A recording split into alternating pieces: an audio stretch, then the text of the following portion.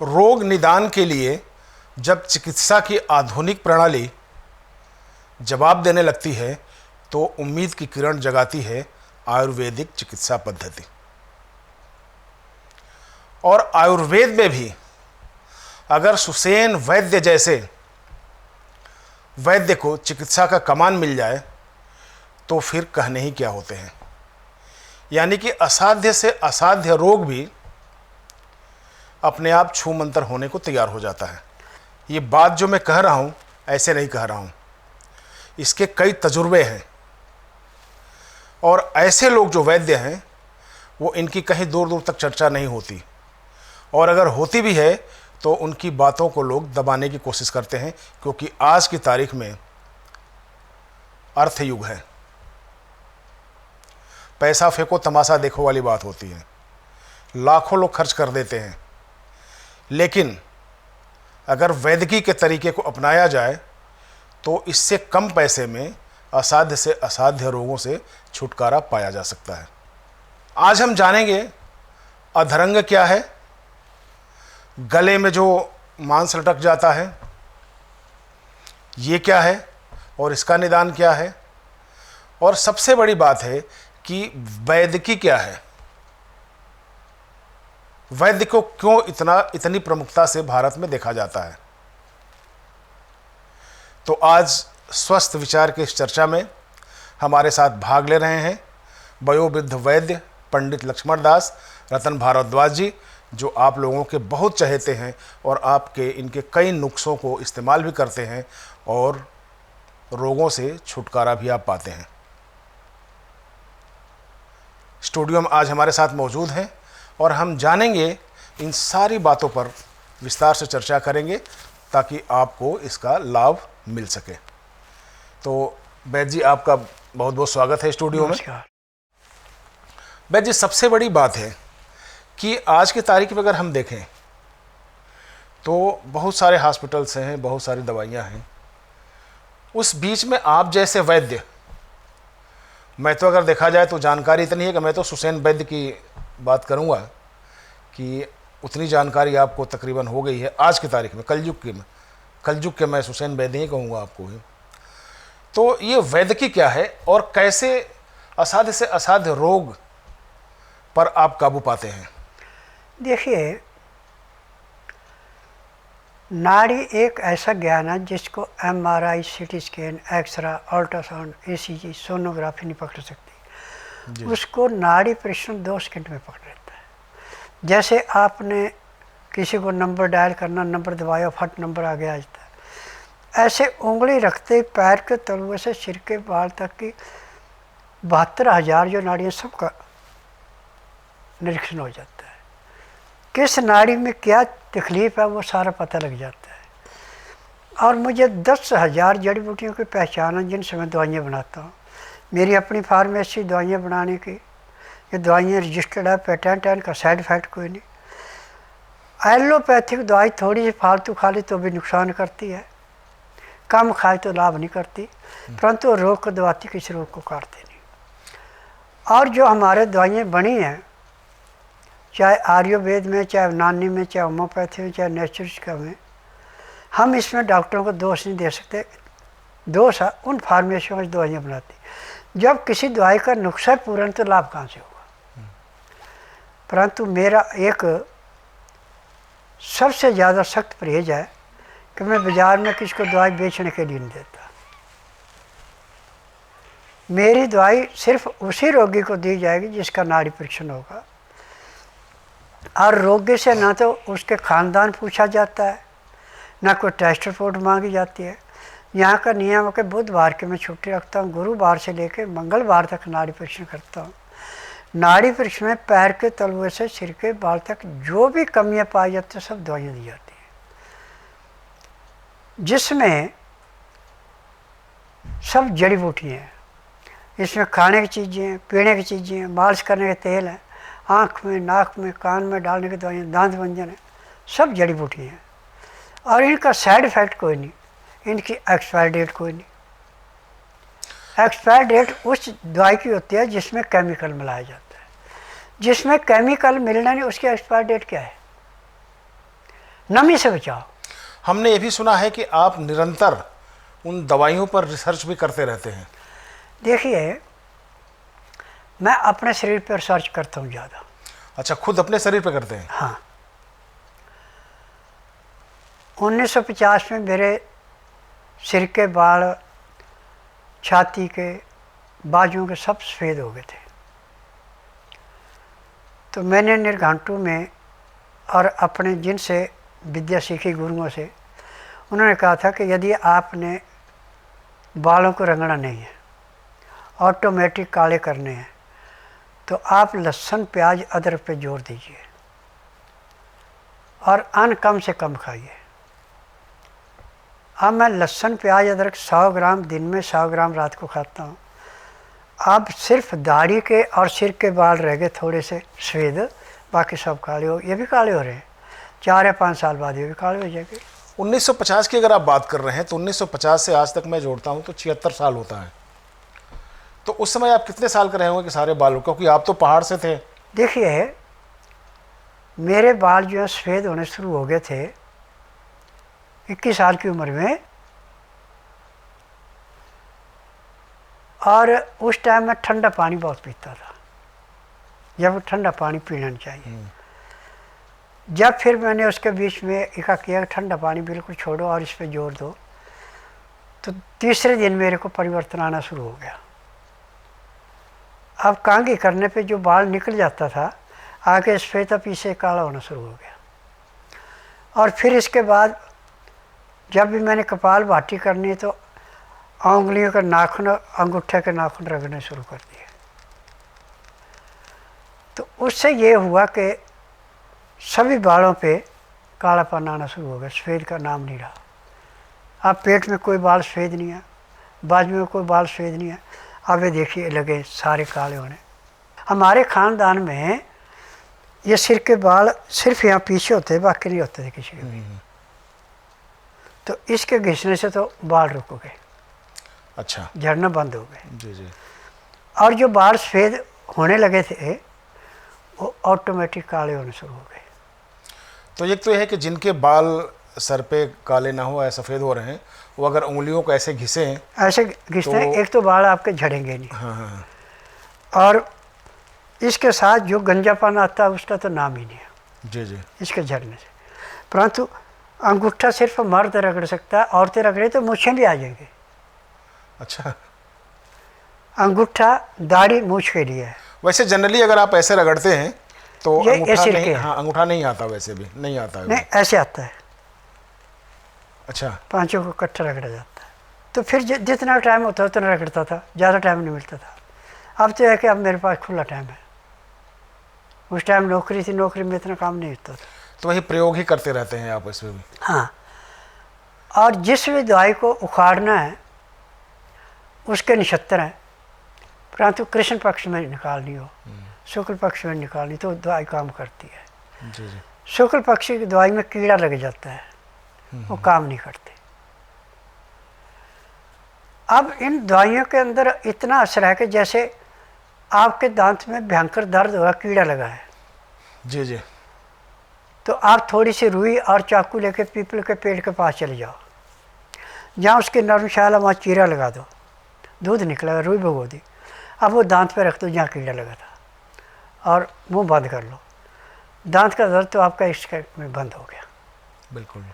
5 minute मुंह बंद रखे तो कीड़ा मरा हुआ साथ ही आएगा, अब दोबारा कीड़ा नहीं लगेगा। जी जी।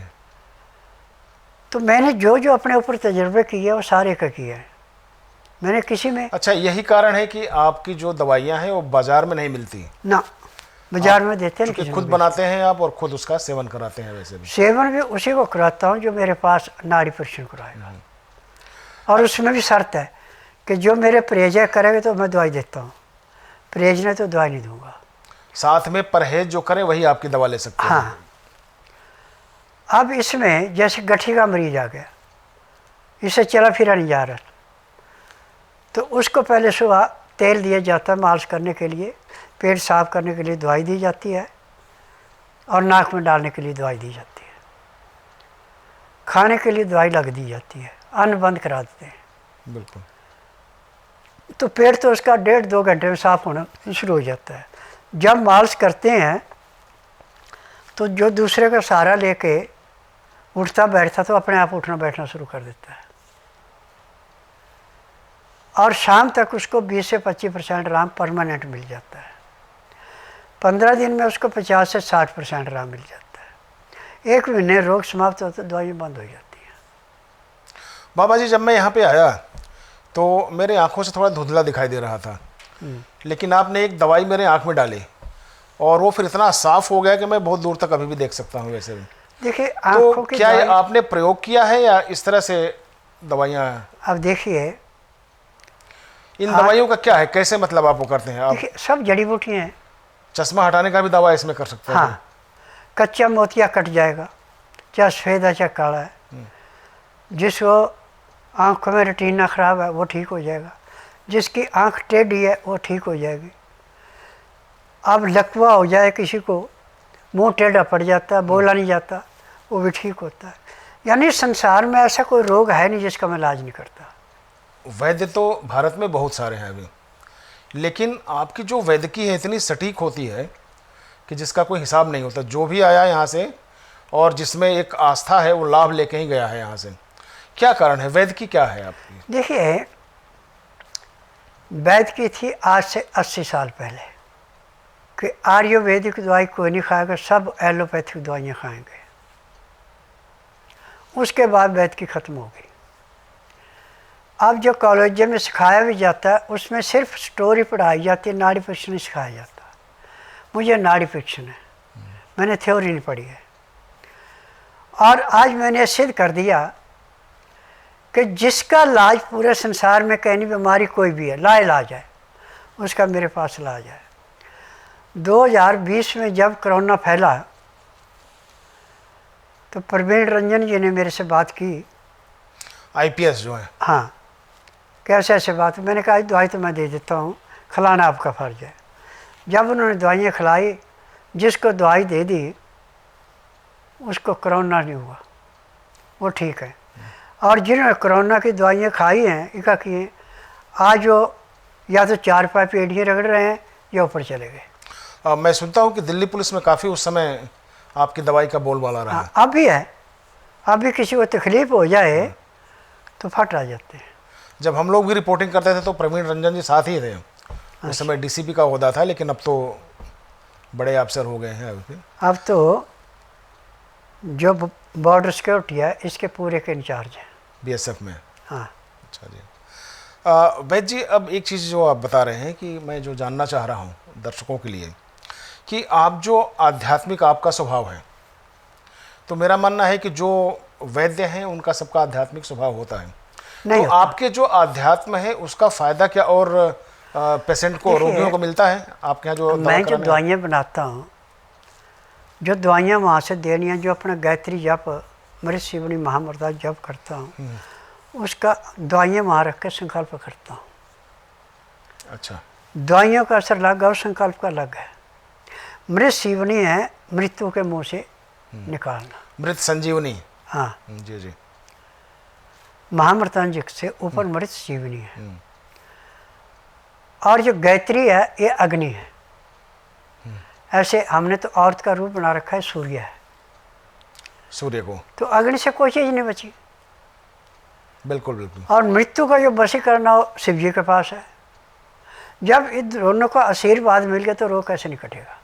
यानी कि सच्चे मन से आप रोगी की दवा करते हैं। हाँ, लेकिन अगर रोगी इसमें विचलित हो जाए, घबरा जाए, तो फिर तो मैं उसको दवाई नहीं देता। आप भी कुछ नहीं कर पाएंगे। मैं दवाई नहीं देता।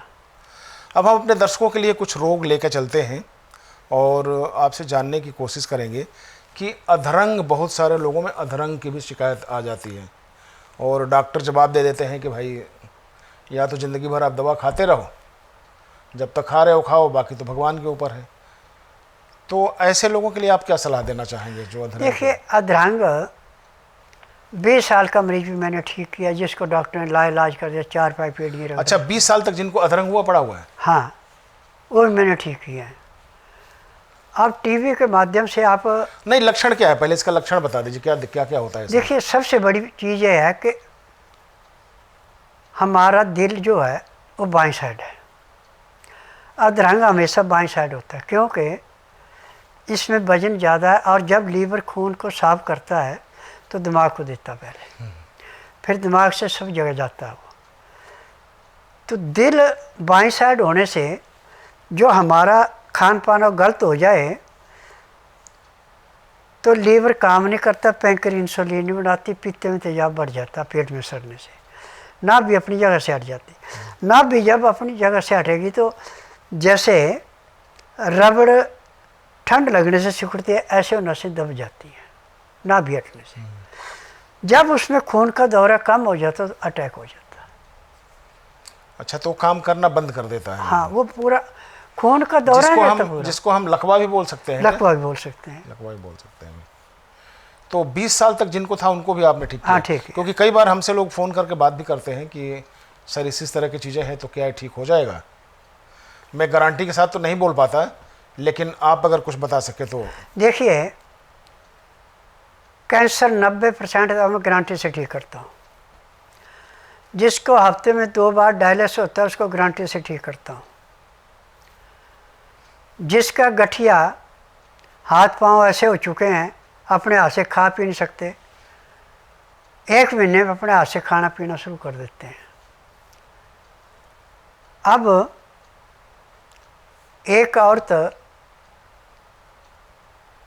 गुड़गांव भी इलाज कराया, बहुत सी जगह इलाज कराया उसने, उसकी दोनों बॉलें ख़राब हो गई थी और लेक्चरार थी कॉलेज में।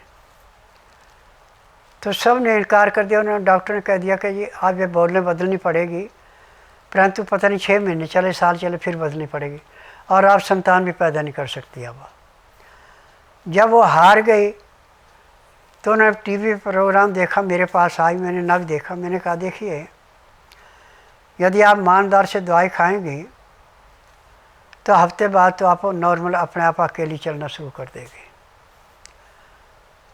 और 2.5-3 महीने में आप पूर्ण रूप से स्वस्थ हो जाएगी। उसके बाद यदि आप संतान पैदा करना चाहें तो संतान भी पैदा कर सकती है। तीसरे दिन उस औरत ने चलना फिरना शुरू कर दिया, और उसके बाद 6 महीने के बाद उसको गर्भ रुका, जी। लड़का पैदा हुआ। अब उस लड़के का दिमाग इतना तेज है कि यदि आप उसको कोई चीज़ कहने लगे तो लड़का पहले कहता आप मेरे को इस चीज़ में डांटने लगे,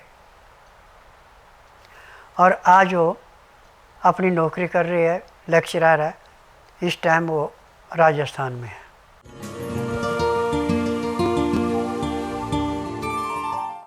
मेरा नाम मीनाक्षी है और मैं रेवाड़ी से आई हूँ।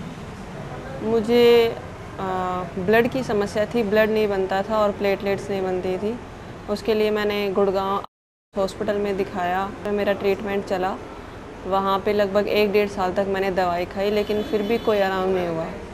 और उसके बजाय मेरे यहाँ पे हिप्स में उन्होंने बता दिया था कि आपके इन्फेक्शन है और ये रिप्लेस करना पड़ेगा, आर्टिफिशियल लगेगा और ये निकाला जाएगा। और ये भी बताया उसके साथ कि इसकी लाइफ भी ज़्यादा नहीं है, जो आर्टिफिशियल है वो 5-6 महीने या साल भर काम करेगा, आपको फिर चेंज कराना पड़ेगा।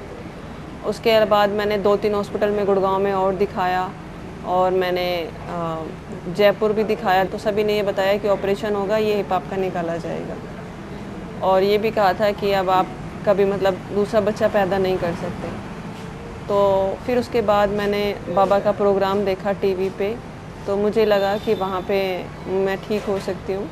तो मैं फिर बाबा जी के यहाँ पे आई। बाबा जी ने मुझे दवाई लिखी, नब्ज़ देख के मुझे बताया कि ये समस्या है, और बाबा जी की दवाई लेने के तीसरे दिन ही मुझे आराम हो गया था। मैं पहले चल नहीं पाती थी, बिल्कुल दीवार पकड़ पकड़ के चलती थी, और बाबा जी की दवाई लेने के बाद मैं आराम से चलने लगी। फिर धीरे धीरे दवाई लेती रही और मुझे आराम होता रहा। लगभग 3 महीने में मैं बिल्कुल ठीक हो गई। उसके बाद बाबा जी ने कहा थोड़े टाइम बाद रुको अभी, और उसके बाद कहा कि तुम बच्चा भी कर सकते हो। और फिर अब बाबा जी की दया है, उनकी दवा है कि अब मेरा ये 1 महीने का बेटा है, और ये उन्हीं की दया मेहर से, उन्हीं की दवाइयों से हुआ।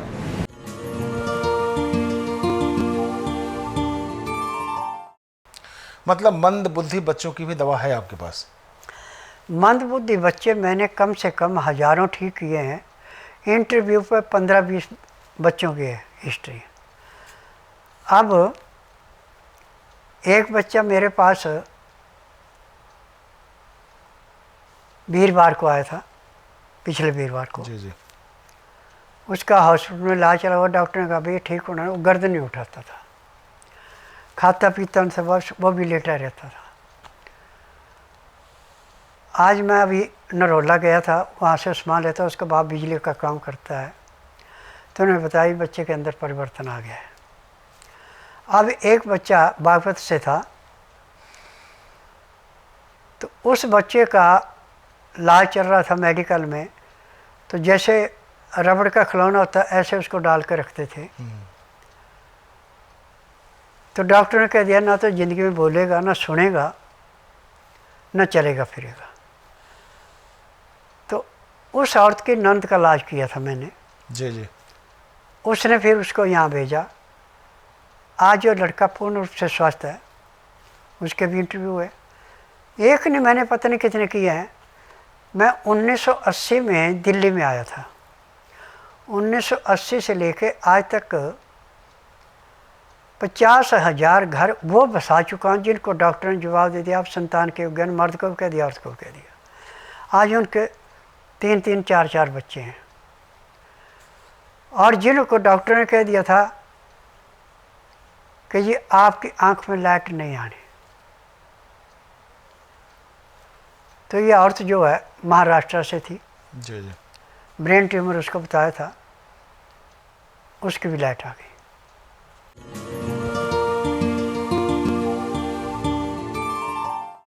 मेरा नाम राधेश्याम भंडारकर, मैं गोंदिया महाराष्ट्र से आया हूँ। अचानक मेरे बीवी को थोड़ा आँखों में कम दिखना चालू हुआ, तो मैं गोंदिया गया। गोंदिया से इलाज करवाया, तो उन्होंने नागपुर भेजा, बड़े दवाखाने में। वहाँ MRI करवाए, तो डॉक्टर ने बोला है कि इनको ब्रेन ट्यूमर हो गया है, तो ऑपरेशन करना पड़ेगा। 1-1.5 लाख रुपए का खर्च बताया था। फिर हम वहाँ से वापस आए, और फिर गांव में हमारे एक मित्र है श्रीनिवास एला गोनीवार, उनसे सलाह मशवरा करके बताया, तो उन्होंने बताया कि भाई फलाने जगह जाओ, दिल्ली गुरुजी के पास। तो वहाँ से फिर हमने यूट्यूब पे इनका कार्यक्रम देखे, और घर में टीवी पे भी कार्यक्रम देखे। तो वहाँ से हम यहाँ आए। यहाँ आने के बाद गुरुजी ने हमें 15 दिन की दवा दी। 15 दिन की दवा खाने के बाद थोड़ा ठीक महसूस होने लगा। तो आँखों की रोशनी जो कम थी, वो अभी जो दूर का दिख नहीं रहा था, वो अभी दिखना चालू हो गया है।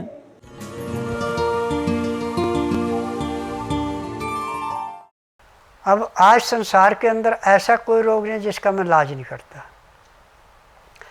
और जहाँ मैं बैठता हूँ, आपने देखा है कि वो मेरे कमरे में लाइट नहीं है, जी जी। पंखा नहीं चल रहा है, कूलर AC का तो नाम ही नहीं है।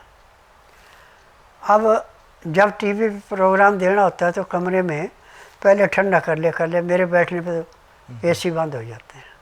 जी जी जी। मैं नेचुरली वातावरण को पसंद करता हूँ।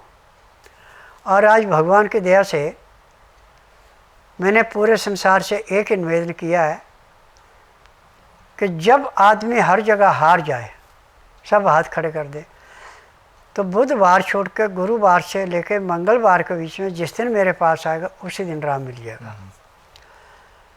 अब 2007 की बात है,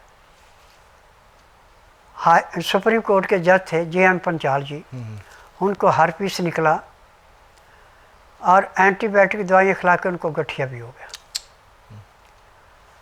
तो इनकी बहन का फ़ोन आया कि इनका ये ऐसे ऐसे बात है। मैंने कहा देखो मैं जाता तो यहाँ से कहीं हूँ, नाड़ी परीक्षण होता है, आप इनको लाइए मेरे पास, मैं नाड़ी परीक्षण करूँ, मैं ठीक कर दूँगा।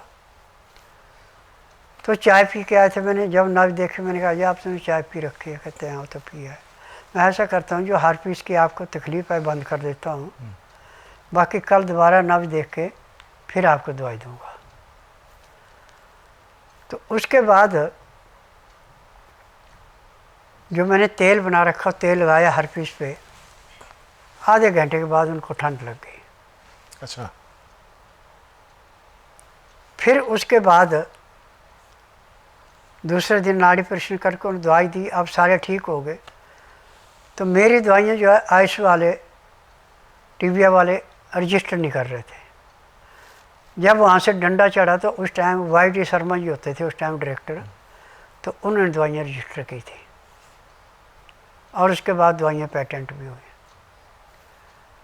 और उसके बाद जब वो रिटायर हुए तो 3 साल मेरे पास यहाँ रहे, परंतु नाड़ी का ज्ञान नहीं था।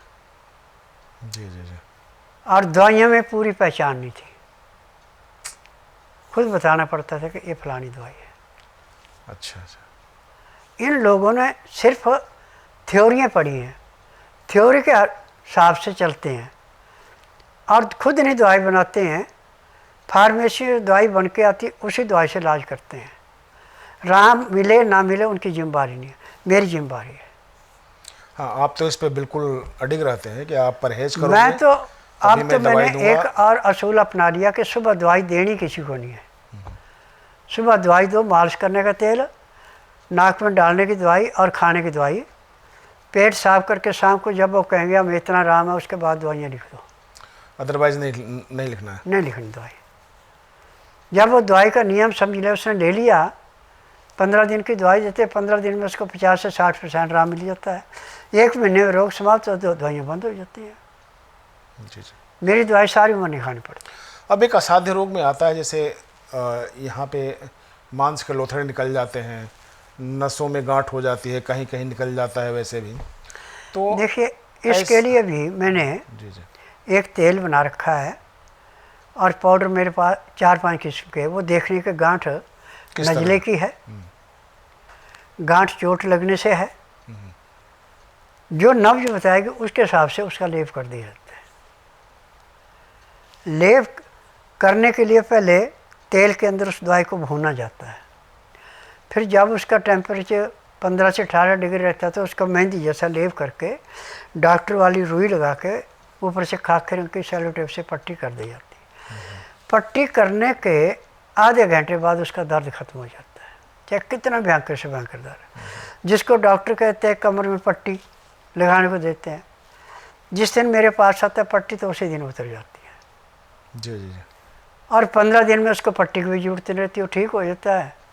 जो अपने उसके जॉइंट खुले थे, चाहे 1 नंबर खुला, 2 खुला, 3 खुला, 4 खुला, सब जुड़ जाते हैं।